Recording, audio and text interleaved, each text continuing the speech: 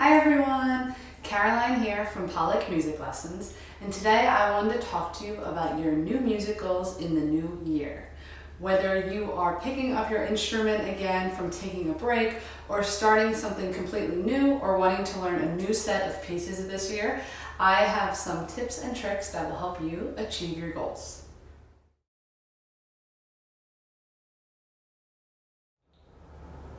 My first tip is to try tiny micro habits to help achieve your goals.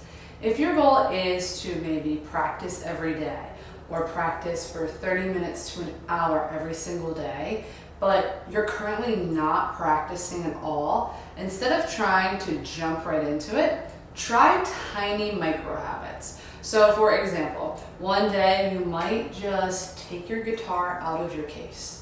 Or you might just sit at the piano and that's your practice for the day. And then the next day you might take your guitar out of the case, tune it, and then that's it. Maybe sitting at the piano, picking out a piece of music you might want to practice, and then that's your practice for the day.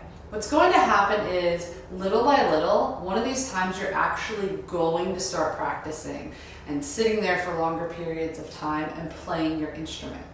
Even though this might feel kind of counterintuitive and like, well, I'm not really doing anything, I'm just taking my guitar out of its case, or I'm just tuning my guitar, you're getting into the habit of making the time to sit down and take your guitar out and tune it, which is going to lead you into the habit of actually practicing.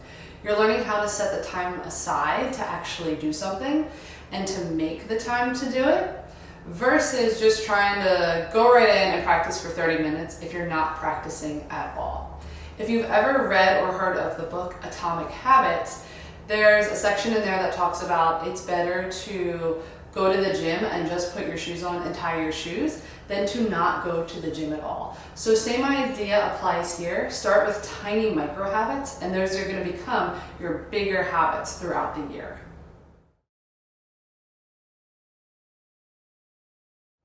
My second tip is to not compare yourself to others online. Yes, it is great to follow and watch other guitar players or piano players or whatever instrument you play online for inspiration, tips and tricks. There's a lot of valuable information out there and a lot of great inspiration you get from watching other people play. Someone might be playing a piece and you watch a video of it and you're like, wow, I want to learn that piece. That would be great to learn. Great for inspiration. However, when it comes to learning your instrument, you don't want to compare yourself to others with your progress, how much or how little you're practicing. Everyone is different, everyone's schedule's different, everyone's lives are different. So if you sit down and practice for a half hour and then you go online and someone is on there saying how they practiced for 2 hours, that might make you feel bad, but don't let it, because their journey is different than yours. Their life and the amount of time they have is different than yours. It's good to take tips and tricks and advice from other players online, but remember to take it and apply it to your own situation. The numbers and hours of practice or certain things that work for certain people might not work for you, but the idea might be good. So instead of maybe trying to practice for 4 hours every day, that might work for someone else, but for you, you might only have a half hour, and that's great. So just take the advice of, yes, practice for a half hour every day instead of 4 hours. But most importantly, just remember you're on your journey and try not to compare yourself to others.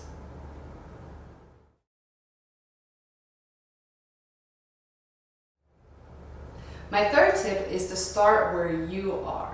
Again, this kind of ties into comparing yourself to others, but take a minute to think about where you are on your musical journey, what you've accomplished, how far you've come, or if you're new, you took the first step into starting your musical journey, which is great. So just think about, where would you like to be in a few months? Where would you like to be this time next year on your musical journey? Forget about everything else and everyone else and where they are in their playing, and focus on yourself and think about what you want and where you want to go, and you will definitely get there.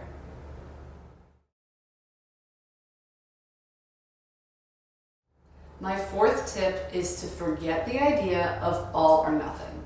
This is something that I personally work on as well, not just with music, but with other things. But we can get very wrapped up in this all or nothing mentality where, okay, my goal is to practice every single day for an hour. And then one day comes along and you're so busy and you don't have time. So you're like, well, I guess I'm not practicing today. So you're either doing an hour or you're doing nothing, which is not a great way to go about achieving your goals and practicing.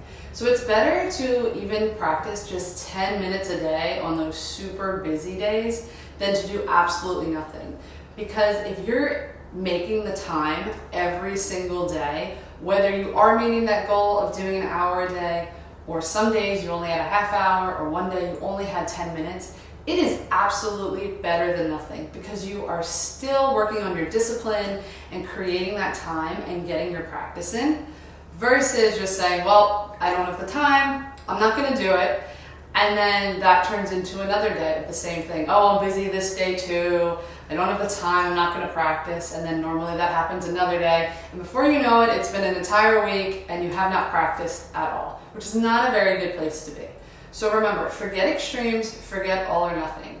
Aim for consistency. Yes, it's good to try and have a goal of a half hour or an hour every day. Doesn't always happen because things pop up and that's fine, but still carve out the time for 15 to 10 minutes a day.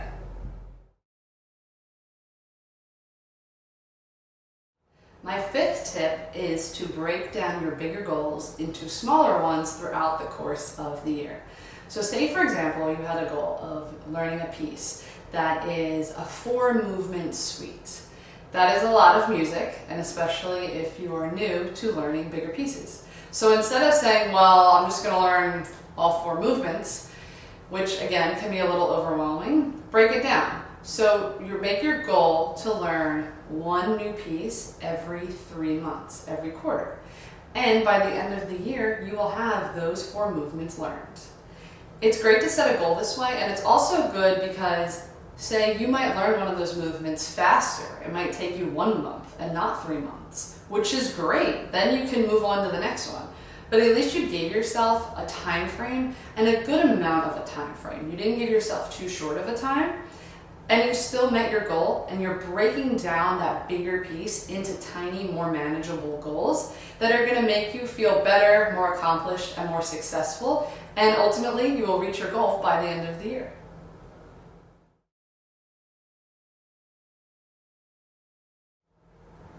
My sixth and final tip is to stay consistent. This ties back into my other tip of forgetting the all or nothing mentality, but staying consistent is what is going to get you very far. Again, if you just do a little bit every day, and then on those days where you do have more time, practice more, find more music, work on new stuff, whatever it is you want to do.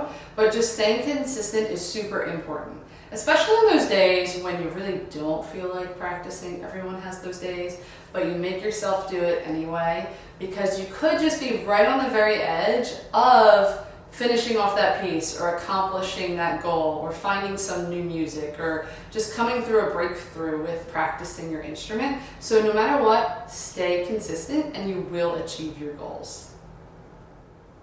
I hope you found all of these tips super helpful and you can use them on your musical journey this year. Make sure to follow us for other tips and tricks that we will share with you coming soon. Have fun practicing and have a great year.